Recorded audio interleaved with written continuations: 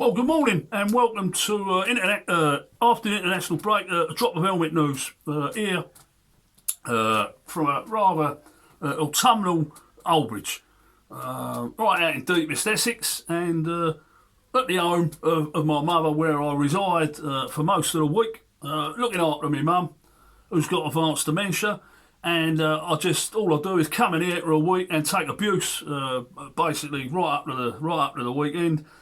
And the abuse is pretty good. There's no more abuse than I get on Facebook. And if you're looking after someone with advanced dementia, you're in for a right treat with the amount of abuse you get. In saying that, she's now in the bathroom, retiling the bathroom. Didn't ask her to, but I'll just let her crack on.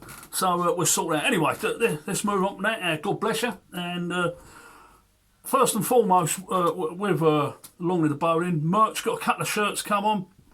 Someone.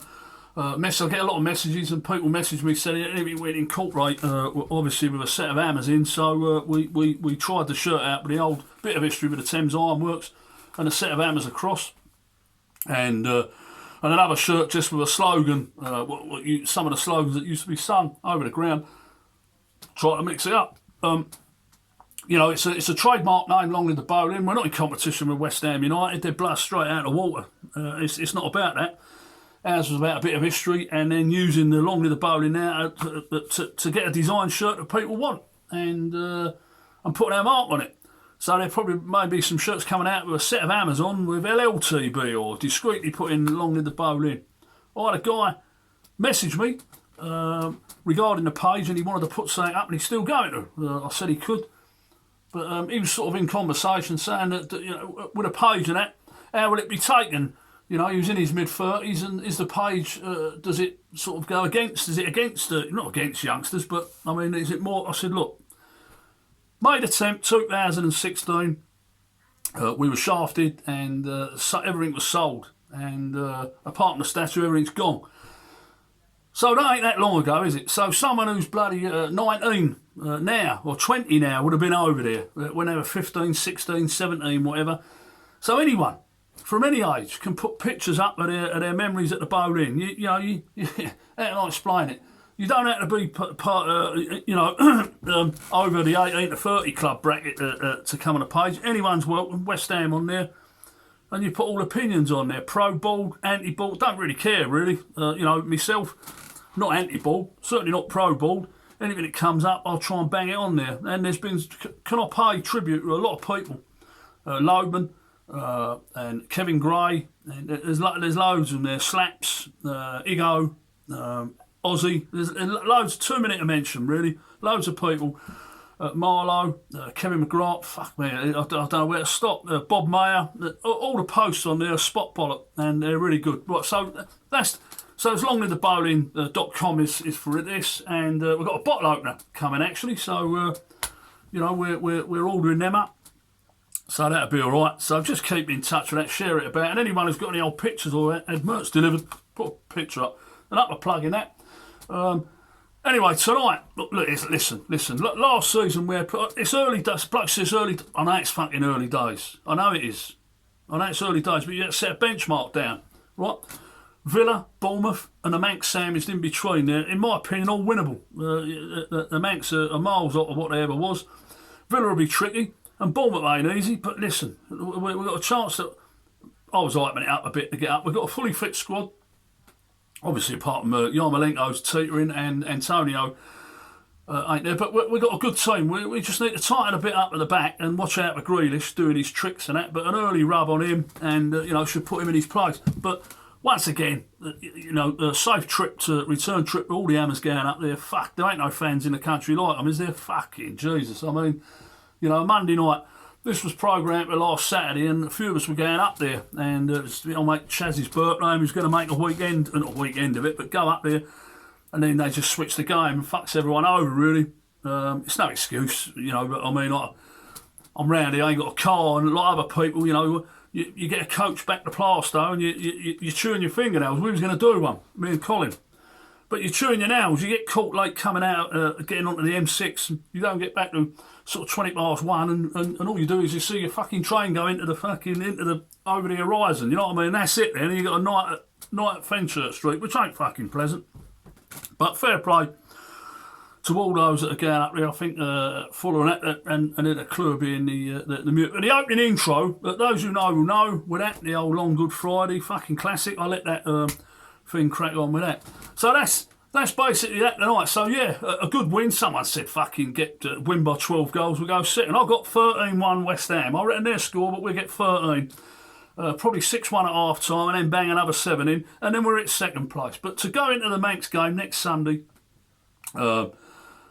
sitting in third is pretty fucking pretty good, really. I mean, sitting in fourth we was with Fat Sam, and he fucked it over by when the old Big Lump came back. That was it. He switched it all around, put Carroll up front. We were lumping balls, and we slid down the fucking table.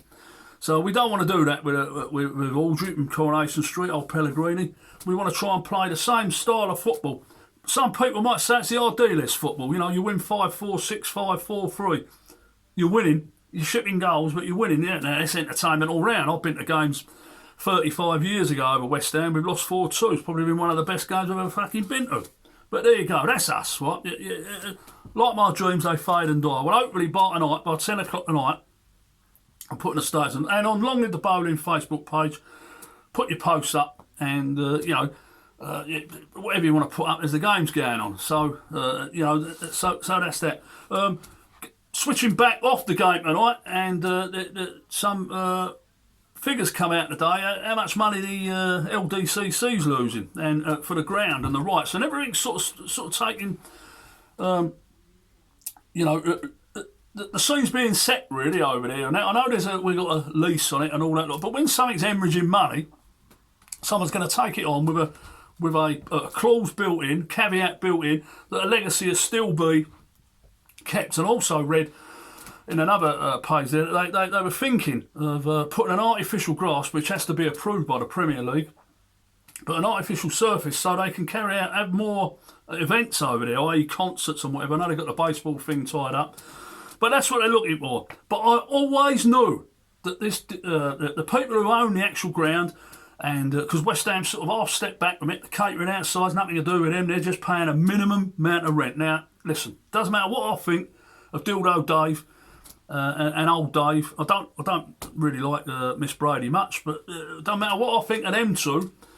It's true business, and you can call them fucking stupid and all that lot. But I don't know many stupid billionaires, apart from Adam Blakely. But I don't know many stupid billionaires. So they're not stupid business people, but they're not. What's this about? But the how can I explain it? The anger and all that lot is shown by results on the pitch. And while West Ham are sitting up there after the night of third and that, Sully light a big fucking cigar up, drop the old fucking the old Blue Nun, and away he goes. And it's happy days to them. But they're ready to pounce. And I hope if the LDCC's are going to sell their ground at a nominal figure of £1, they'll at least have the decency to put it on my page so we can bid for it. A pound for that, yeah, I'll have that. But no, see what happens. So that's that. And then obviously on Sunday we've got the Manx at 2 o'clock, and looking forward to seeing a few people in Stratford and up the Vic. So hopefully we can go into that game sitting on third. And go into the Manx game. Have a look at Long Live the Bowling Facebook page. A little story on there this morning of how we came about talking about Battle of the Claret and Blues tonight. Little story of how we came about whether it's bullshit, but it's a well put together little story. How the bet was won, how we won how we wore the Claret and Blue. So that's on Long Live the Bowling on Facebook page. So it's got a picture of the cover photo of a 64-75, and in the middle the last bit of glory. And talking about that, I'm hoping that next May we'll end 40 years. 40 years of fucking hurt, is it? I mean, no one ever say we're glory hunters. How we do it with the old fucking time? Yep, we're coming up to the end of it. Right, just before, congratulations to Alan Stevens and Ian Burbage on the 100 round pads event over the weekend, and hopefully they raised a few quid for little while. But Al, and fuck that, just looking at them brought me a sweat on. The walk I might have had a go at, couldn't do it now, my knee's shagged. But that pad game and that, fucking Jesus, I mean, I was fucking about with my sons long ago, and that, not 10 seconds, I had to have a fucking sit down. So doing that around the rounds, fair play to them. And, yeah, that's all good. Lee Mims has got his due, and a couple of shout-outs. Shout out to Colin Loman. Hopefully things are looking all right for him. Loman's luxury transplants. And Sean Maloney, best of luck to you, Sean. And finally, I put a post up last week about a great fella, Tony King, Chile, whose wife Zoe sadly passed away last Sunday. And the response was fantastic. Chile, on behalf of Alfie, his son, Molly and Lily, and his daughter's partner, and little Reggie, he wants to thank everyone for doing that. And that's a nice touch. Chile's a fucking superb bloke with a Peter name, and his pals, the twins and that. And he's a top man, Chile. And yesterday, a lot of us went over to watch his son play in a game which was in memory of Zoe. Me and Bob went, Bob Mayer, and there was Mark Windsor was there, and there was quite a few people, and it was a glorious day. And a minute's silence, and both teams respected it, and it was fucking fantastic, and should be looking down well proud. And at half time, it weren't like the old London Stadium, and I creep away. So I was talking to Chinny, I said, I'm up now. It was 0-0, well even match. Fuck me, 1-4-1. Missed the best part, and the best part of it, his boy got fucking 2 goals. Well made up, and God bless you. God bless the Kings, and rest in peace, Zoe and that. So keep the faith for tonight, West Ham, and come on you once.